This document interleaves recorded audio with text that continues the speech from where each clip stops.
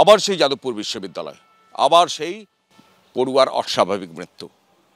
আমরা আছি যাদবপুর বিশ্ববিদ্যালয়ের 4 নম্বর গেটের ঠিক ভেতরে, এই ঝিলপাড়ে, সুদৃশ্য ঝিলপাড়। এখানে পড়ুয়ারা আড্ডা মারে, এই ছবিও দেখা যায়। ঠিক এইখানে এই ঝিলেই অচৈতন্য অবস্থায় পাওয়া যায় যাদবপুরের এক পড়ুয়াকে, ইংরেজি বিভাগের ইউজি 3rd ইয়ারের এক পড়ুয়া। এবং সেই ছাত্রী শেষ পর্যন্ত হাসপাতালে নিয়ে গেলে তাকে মৃত বলে ঘোষণা করেন চিকিৎসকরা। এই ঘটনা যাদবপুর বিশ্ববিদ্যালয়ের নিরাপত্তা নিয়ে ফের বড়সড় প্রশ্ন তুলে দিল। প্রথমে আমাদের একজন সহকর্মী ফোন করেন যে এরকম একটা ইনসিডেন্ট ঘটেছে। সেটা কখন? এই 10টা নাগাদ হবে, রাত 10টা এরকম ওইটা আশেপাশে। আমরা সঙ্গে সঙ্গে রামদাকে ফোন করি, অ্যাম্বুলেন্স। উনি আসলেন, এসে ওকে ছাত্ররাই তুলেছে, তুলে ওকে সঙ্গে সঙ্গে কেপিসি হসপিটালে পাঠানো হয়েছে। আমাদের ছাত্ররাই সঙ্গে সঙ্গে নিয়ে পুকুরে নেমে ওদেরকে তুলেছে। আমাদের সিকিউরিটির কিছু সমস্যা রয়েছে।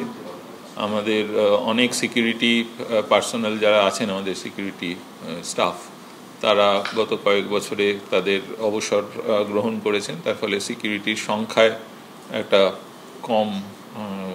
কমতি দেখা গেছে। সেইটা আমরা সরকারের কাছেও জানিয়েছি। কালকে এসএফআইদের 8টা পর্যন্ত প্রোগ্রাম ছিল, 10টা পর্যন্ত কি করছে?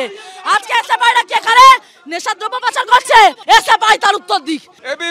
শিক্ষা প্রতিষ্ঠানের গেট কেন বন্ধ হবে? কি এমন লোকাতে চাইছে যাদবপুর কর্তৃপক্ষ?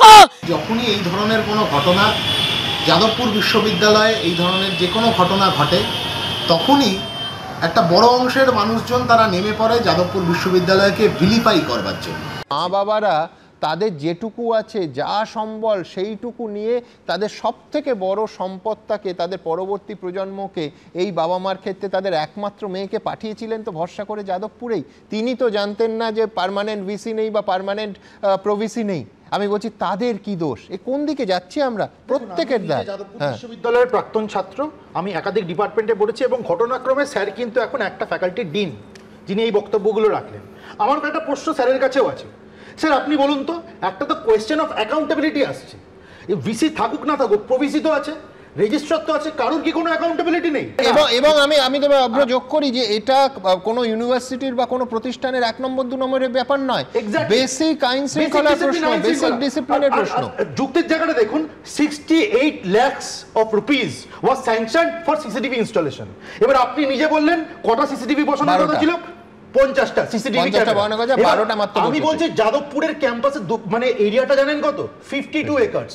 তার মানে প্র্যাকটিক্যাল এরিয়াটা কোথায় গেছে? গোল্লায় গেছে। ভাবুন, 52 একর ক্যাম্পাসের জন্য 50টা সিসিটিভি ক্যামেরা। এটা মামার বাড়ির আবদার।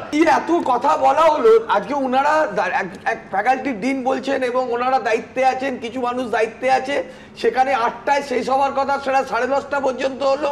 মেয়েটি মারা গেল রহস্যজনকভাবে। নিমতায় তার বাড়ি, ইংরেজি 3rd ইয়ারের স্টুডেন্ট। এটা নিয়ে জাস্টিস চাইলে বলবে কেন কথা তুলছে? তাহলে এই মেয়েটা কি জাস্টিস পাওয়ার যোগ্য? প্রশ্ন কে তুলে? আপনার সঙ্গে আমরা সবাই জাস্টিস চাইছি।